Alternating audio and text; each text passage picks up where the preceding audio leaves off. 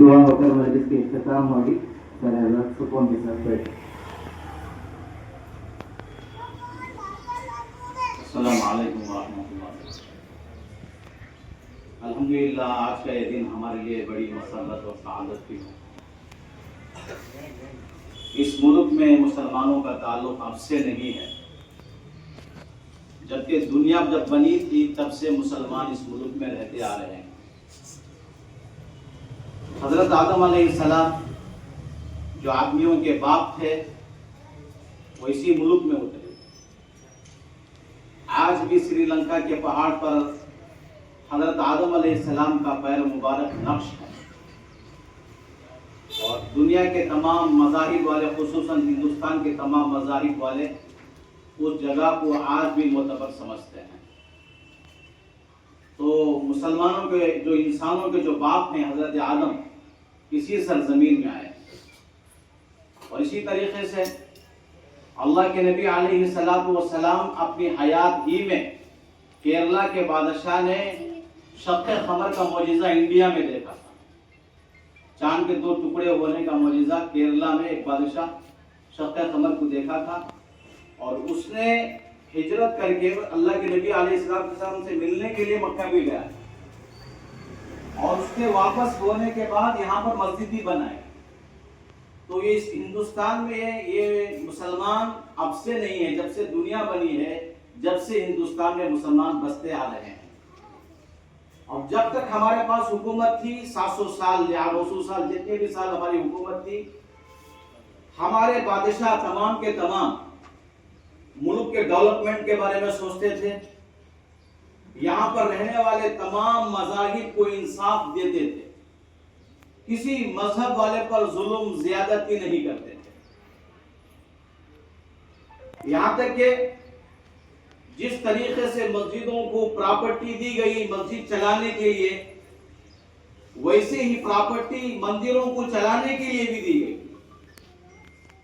مسجدوں کو روشن کرنے کے لیے چراغ کا خرچہ جیسا دیا گیا، مندر کو روشن کرنے کے لیے بھی اس کا بھی خرچ دیا گیا. ہمارے قوم میں جتنے بھی بادشاہ یہاں پر تھے، سب اس ملک کو بچانے کے خاطر سب محنتیں کرتے تھے.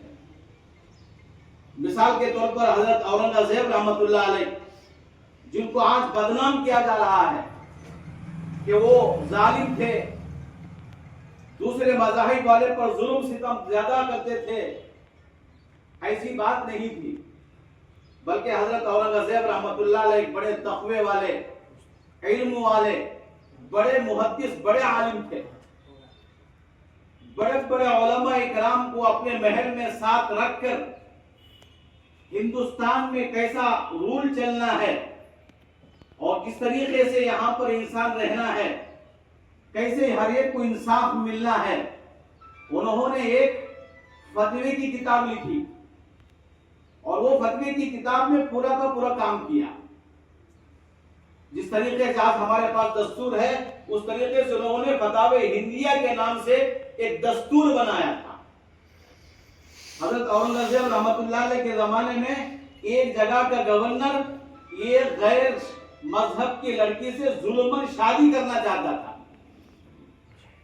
اور جب شادی کرنا چاہتا تھا یہ بات حضرت کو معلوم ہوئی، ظلماً شادی کرنا چاہتا ہے، بچی بھی راضی نہیں ہے اور ماں باپ بھی راضی نہیں ہے. اور یہ بات پہنچتے پہنچتے حضرت اورنگزیب رحمۃ اللہ علیہ کے پاس پہنچی. تو حضرت اورنگزیب رحمۃ اللہ علیہ نے اس واقعے کو معلوم کرنے کے لحاظ سے چادر اوڑھ کر فقیروں کے جیسا لباس پہن کر اس کے دربار میں پہنچے، اس گورنر کے. اور گورنر خوشی خوشی کپڑے اور لوگوں کو سویٹ بانٹتا تھا کہ میں آج ایک غیر لڑکی سے شادی کرنے میں جا رہا ہوں. حضرت اورنگزیب رحمۃ اللہ علیہ اس کے سامنے گئے اور تلوار اپنی چادر سے نکالی اور اس کے گردن کو الگ کر دیا. جس کی گردن الگ کی وہ کون تھا؟ وہ غیر مذہب کا تھا، مسلمان تھا. اور کس کے لیے انصاف کیا گیا؟ غیر مسلم کے لیے انصاف کیا گیا.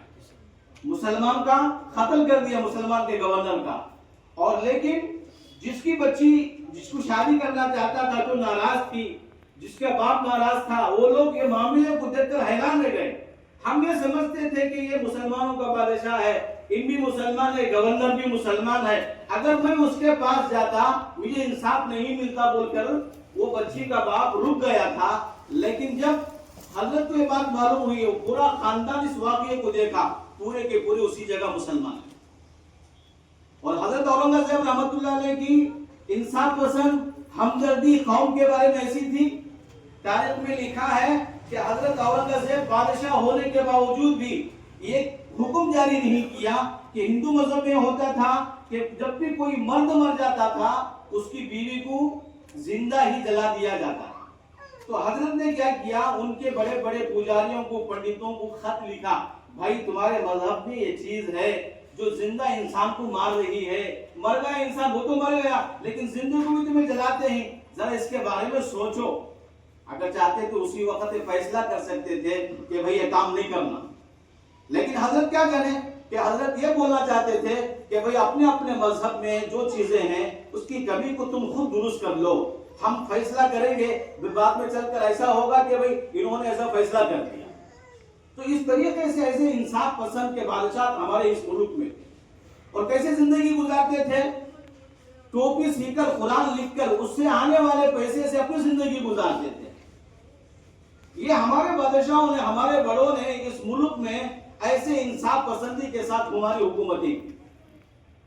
آج افسوس کی بات ہے کہ آج کرپشن زیادہ ہو گیا، مذاہب والوں کو، دوسرے مذہب والوں کو یہاں پر امن اور سکون نہیں مل رہا۔ یہ حالتیں آج ہماری پہ ہیں۔ جس وقت ہندوستان کو آزاد کرنے کی لڑائی ہوتی تھی تب بھی اس ملک میں انگریز کے غلام چند لوگ تھے، وہ انگریز کی غلامی کو پسند کرتے تھے، انگریز سے لڑنا پسند نہیں کرتے تھے، انگریز سے لڑنا پسند نہیں کرتے تھے، انگریز کے غلام بن کر ان کے جو بسکٹ ڈالے وہ کھانے کو پسند کرتے تھے۔ لیکن مسلمانوں نے، اس ملک کے نوجوانوں نے، اس ملک کے بہت سارے غیر بھائیوں نے بھی اس ملک کو آزاد کرنے کے جذبے ساتھ رکھ کر اپنے دلوں میں لے کر اٹھے تھے اور انگریز کا زبردست مقابلہ کیا۔ اور یہاں تک نیند نہیں آئی کہ جب تک اس ملک سے انگریز کو نہیں بھگایا گیا تب تک یہ آرام سے نہیں سوئے۔ یہ قربانی ہے ہمارے لوگوں کی۔